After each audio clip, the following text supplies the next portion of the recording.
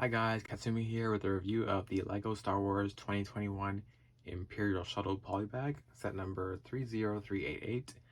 I paid $4.99 US plus tax for this at my local Target. Here's the finished model, which took me all of about 6, maybe 7 minutes to build.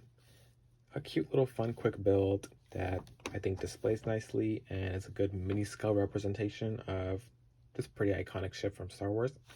And for me, a manifestation of the UCS version I will one day own. Some of the highlights of the design for me include the use of these 1x3 with 2 centered studs for its landing gear.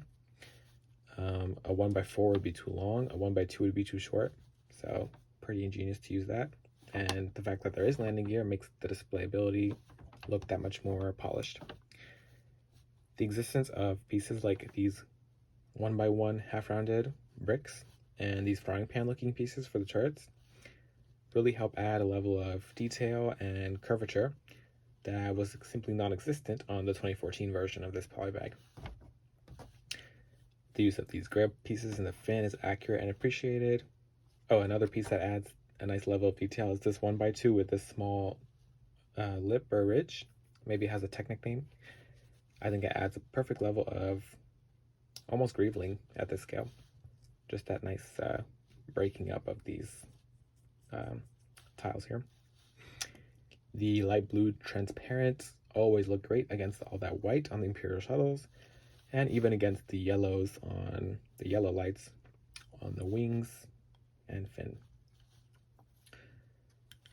The wings fold too far down. For accuracy, you have to stop them yourself, maybe around there, maybe around like 45 degrees downwards.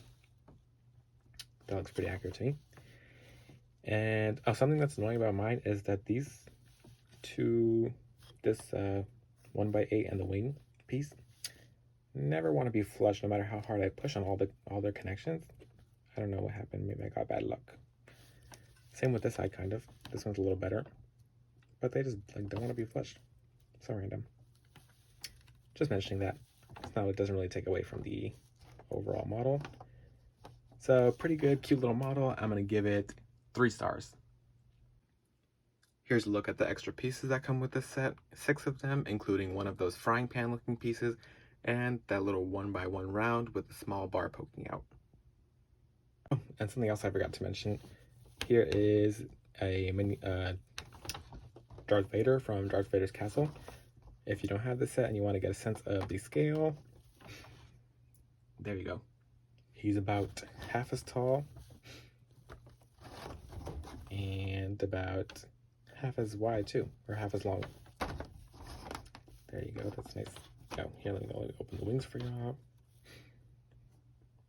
Here is the scale of this polybag. However, I do have some suggestions for modifications, and that's what I'll show you now. Here's a look at the pieces for the modifications, including 2 1x1 round transparent yellow tiles, 2 1x2 white plates, 6 1x2 white plates with the smooth hinge on one end, either transparent or white 2x2 round anti-studs or floating pieces, and either or both of these pairs of 2x4s and 2x2s white tiles. On to the modifications. Excuse me, Mr. Vader. In fact, here, you can sit over here. Wait. Oh, Lord. There we go. So, first you want to remove this fin. Try to get that 1x4 with it, just a little easier. You don't have to remember how many studs away it goes here. And then get your brick separator, or do it by hand patiently. Don't break your fingernails though.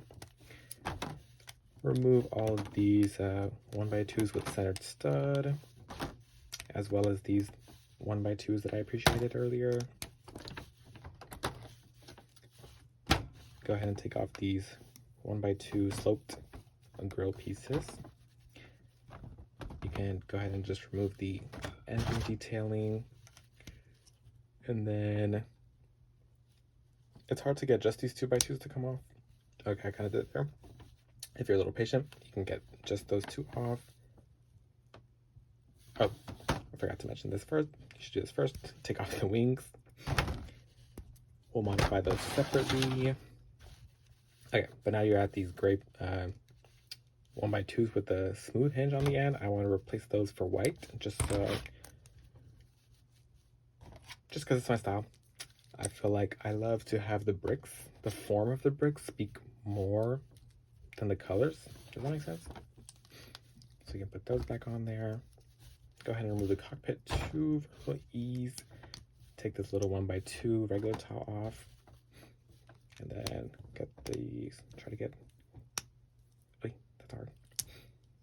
Wait, actually you can probably take this whole thing off because we replace these 1x2s as well.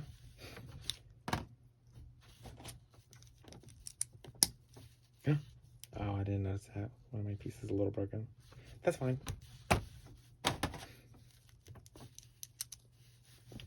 There we go. So take this 2x2 off. Basically, you're just replacing these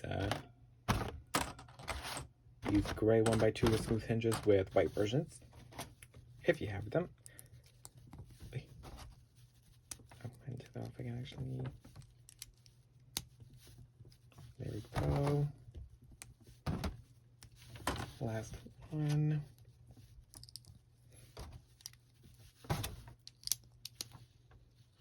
All right, get that 1x2 plate back on there.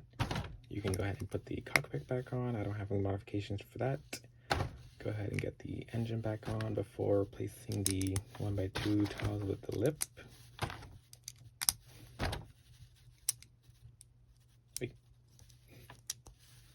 And then the grill pieces. And finally the 1x2 with centered stud. The fin goes back on. I don't have any modifications for that. I think it looks great. Set that aside, and then we can work on the wings. I think replacing this regular 1x1 rounded stud with a flattened version just adds a little bit more sleekness, and that, you know, that was unnecessary anyway. I feel like it makes it look more like it's integrated into the wing itself. I want to add a 1x2 plate into this crack because, well, it'll be clearer later. I don't think this, what do you call these? They're hard to name. 2x2 anti-stud, whatever, floating pieces is necessary because I'm going to choose transparent for now. You can put this on the end here, and you'll see why I did that again later. And then I love tiles, so my favorite design was, when I was experimenting, was having a 2x4 tile like this, one stud up.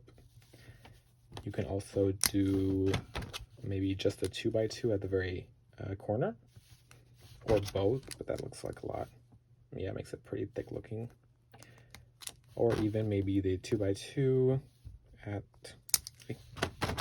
some other place, maybe 2 up, not 3 up, that was weird, like that. But I'm gonna go with my 2x4 one up from the corner.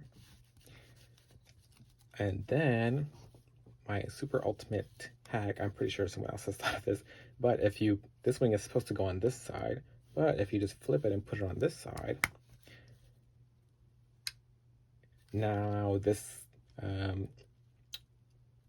what do you call it, anti-rounded piece is stopping it kind of at a little angle. It makes it look like it's like nothing's there.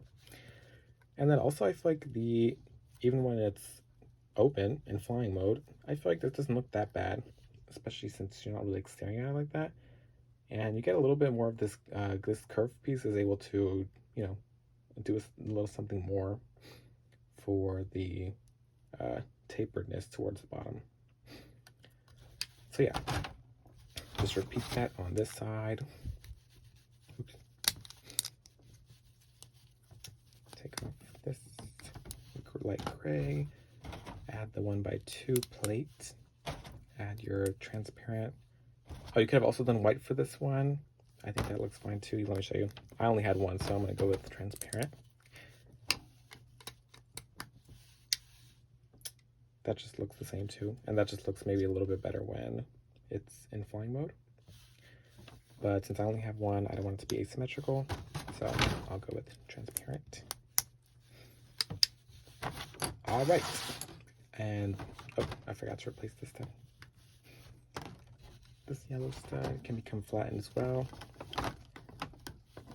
You know what, now that I'm thinking about it, you could probably replace this one too. I think that would look good, but I didn't think about it.